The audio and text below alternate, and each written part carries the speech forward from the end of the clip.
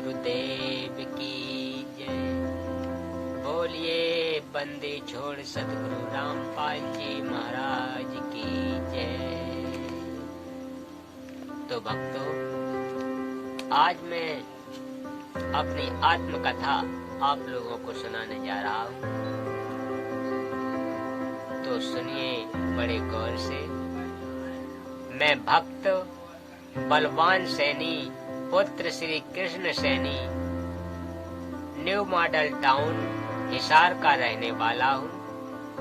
हम 5 भाई बहन हैं।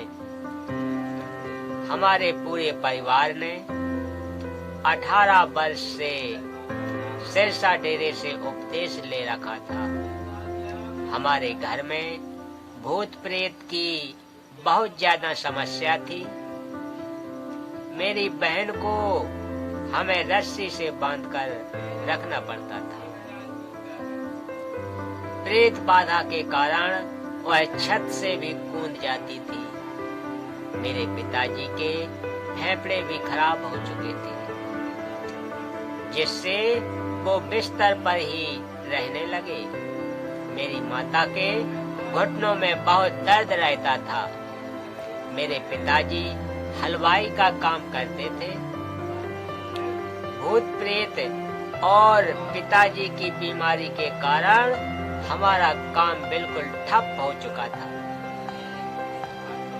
पहले हमारे हांसी में 3 मकान व 1 दुकान थी। घर में नौकर काम करते थे, लेकिन कर्मों की मार से हमें सब झेलना पड़ा। घर में खाने के लिए लाले पड़ गए थे। हम देवी देवताओं को भी मानते थे। हम 2003 से हर महीने मेहंदीपुर जाते थे। हमारा पूरा परिवार होली दिवाली भी मेहंदीपुर में ही मनाता था। हम डॉक्टरों के पास जाकर भी थक चुके थे। हम माता चौकी, सेंबड़ों आदि जंत्र मंत्र करने वालों के पास भी जाते थे। हम नरण पीर राजस्थान की मंडी पर 1 साल रहकर आए थे। हम 5 साल तक महीने सजाड़ा धाम जोधपुर, जहाँ शंकर भगवान की पूजा होती थी, वहाँ पर फेरी लगाने जाते रहे, परंतु कोई लाभ हमें नहीं मिला। मेरी माँ और मैं व्रत भी रखते थे। मैं बालाजी धाम, सालासर नंगे पांव भी 2-3 बार गया। माता गुरु गावा वाली हमारी कुल की देवी थी। मैंने वहाँ पर हाथ पर ज्योति रखकर 15 मिनट आरती की थी। हाथ बिल्कुल जल चुका था, परंतु हमें कोई राहत किसी भी साधना से नहीं मिली। अंत में हम हार मान चुके थे।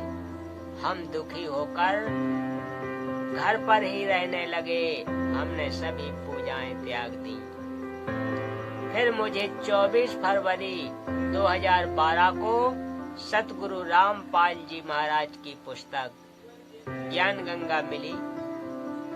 मैंने उस पुस्तक को पढ़ा और सब परिवार नाम ले लिया।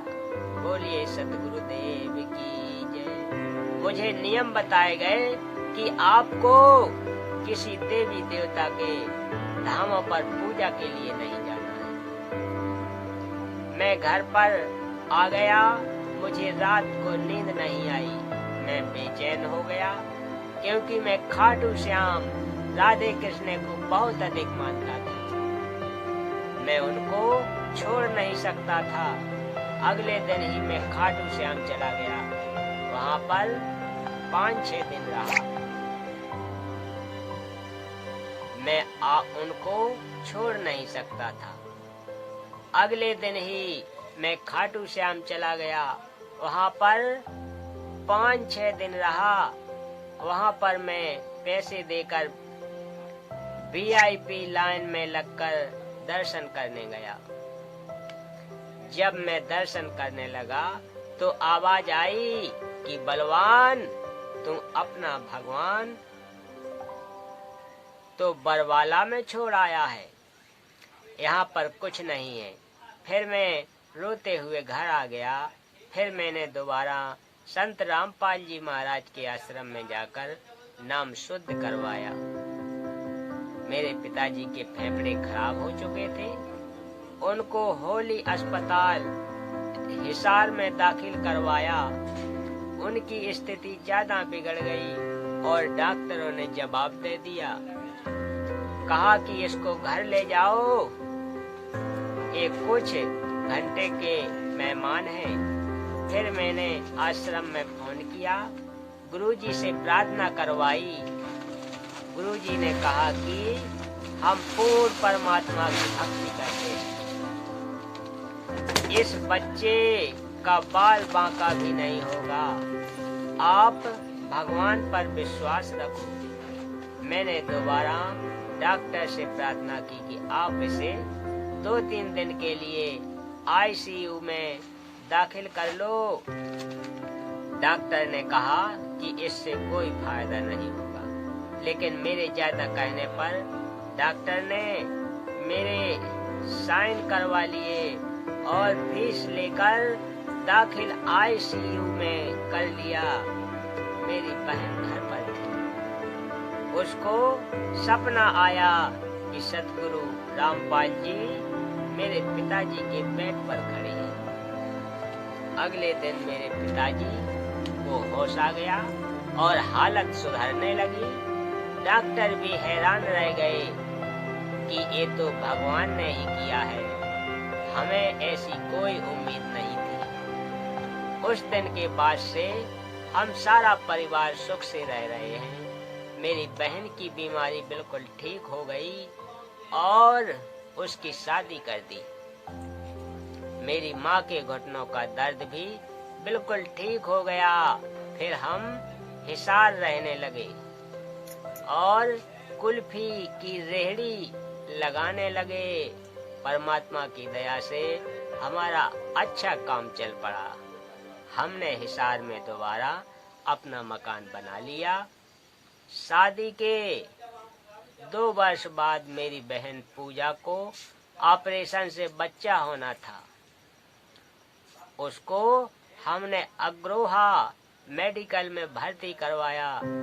बच्चे की डिलीवरी के समय डॉक्टरों से गलती से बच्चेदानी की कोई नस फट गई।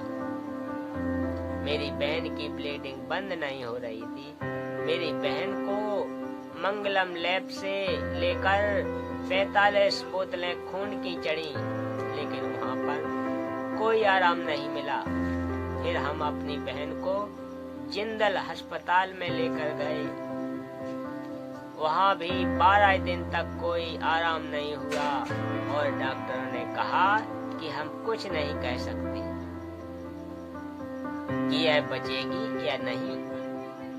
फिर मैंने गुरुजी से प्रार्थना लगवाई। गुरुजी बोले कि बेटा, मैंने बेटी को जीवन दान दे दिया है, वह ठीक हो जाएगी। फिर तीसरे दिन मेरी बहन को होश आ गया और उसकी हालत सुधरने लगी।